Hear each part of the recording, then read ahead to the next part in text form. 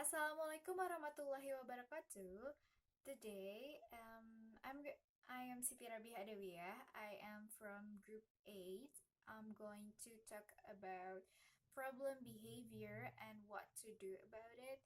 I am the first speaker, so I'm going to deliver two materials. The first is why problems occur.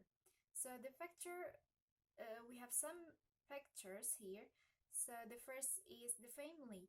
Students' experiences in their families have a profound influence on their attitudes to learning and to authority. Sometimes indisciplines can be traced back to a difficult home situation. The second factor is education. Students are influenced by what went before or their previous experience in education, and their expectation of the learning experience can be colored either by unpleasant memories. The third is self-esteem. A lack of respect from teacher or peers, or being asked to do something where they are almost certainly bound to fail can make students feel frustrated or upset. The fourth is boredom. So when students are engaged with a task or a topic, they are unlikely to behave disruptively, but if they lose their if they lose that engagement, they will misbehave. The fifth is external factors. So if they are tired, they will not be able to concentrate. If the classroom is too hot or too cold, this may result in the students being too relaxed or nervy. The last factor is what the teachers does. So a lot of teachers will depend on how they behave in class, especially when problem behavior first takes place. The next material is preventing problem behavior. We have two points. The first point is creating a code of conduct. Effective classroom management has to do with establishing a code of conduct. Especially with young learners, this is a useful tool to let students know where they stand. Uh, then include the students' own opinion in the code of conduct. When a code has been democratically arrived, it has considerable power. The second point is teachers and students. So the way we teach as a teacher may be cause for disruptive events like interest and enthusiasm. Students who are interested and enthusiastic do not generally exhibit problem behavior. Professionalism, an evidence that we have invested time in thinking about planning our lesson. It's a kind of a professionalism that teachers have. The last is rapport between teachers and students. Critical aspect in the prevention of problem behavior is the rapport we have with our students. This can be greatly enhanced by making sure that we listen to what they or students say with interest. So I think that's all the material that I can deliver. Next to material, the next material will be delivered by Safika Nadifa. Hi, I'm Shaufika Nadifa, and now is my turn to describing about reacting to problem behavior. So, reacting to problem behavior is a problem should not be ignored when happen in the class. So the first act we can do is act immediately. So like kita menegur murid yang salah, berarti don't do that gitu. don't do that, seperti sedikit menegur atau mengingatkan bahwa yang dia lakukan itu adalah salah. So the second is focus on the behavior, not to the profile. Like kita fokus menyelesaikan masalahnya, bukan menyelesaikan orangnya.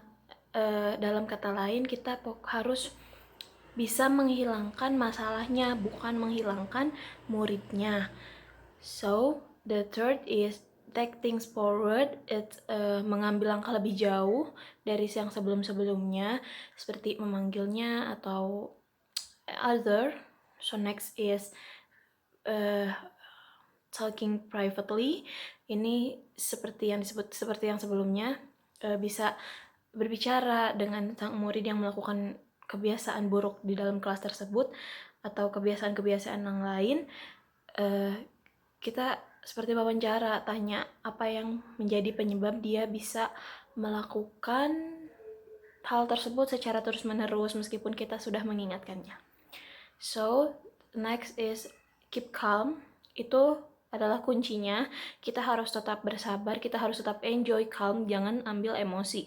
Karena kalau kita emosi, itu akan mempengaruhi siswanya juga nanti. So the last is using kolegas and institution. It's like kita meminta bantuan kepada guru-guru yang lain, petugas-petugas yang lain, kolega-kolega kita di sekolah, dan kita juga bisa meminta bantuan kepada institusi di mana kita bekerja. So next is please speak English. Tentunya kita as English teachers in the school want our student to speak English every day, yes, or same with what we expect to our student. So there are many reasons why students still using first language in the classroom. The first is language required by activities, so attitude to first language used in the class. So the last is what to do about it. So next to the first point is language required by activities. Penggunaan yang pertama yaitu penggunaan bahasa pertama di dalam kelas itu natural. It's really natural. Because kita berada di wilayah atau di negara yang bahasa pertamanya itu adalah bukan bahasa Inggris, otomatis anak akan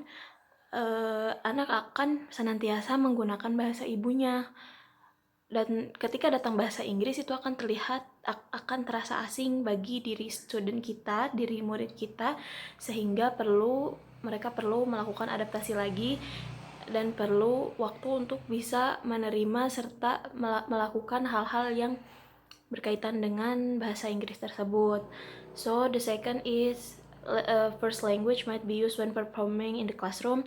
Ini adalah sebaiknya kita menggunakan using English language in the classroom untuk melatih listening mereka, dan bahasa Inggris akan menjadi easy listening di dalam diri mereka. So the third is ini yang sangat mempengaruhi mereka dan ini akan membentuk pola di dalam pikiran mereka seperti ya sudah. So it's about teachers using first language. Guru menggunakan bahasa Indonesia atau bahasa ibu di dalam kelas, dan ini akan menyebabkan murid kita seperti acuh tak acuh, seperti like this. Gurunya juga gak pakai bahasa Inggris, ngapain juga kita pakai bahasa Inggris, like that. So sebaliknya, if we using English language in the classroom, mereka akan mengikuti kita, like ibunya juga pakai bahasa Inggris, berarti kita juga harus pakai bahasa Inggris, like that. So next is attitude to first language using in the classroom. Seperti yang tadi disebutkan, bahasa ibu di negara kita itu adalah bukan bahasa Inggris, otomatis student akan senantiasa menggunakan bahasa Indonesia atau bahasa daerah mereka.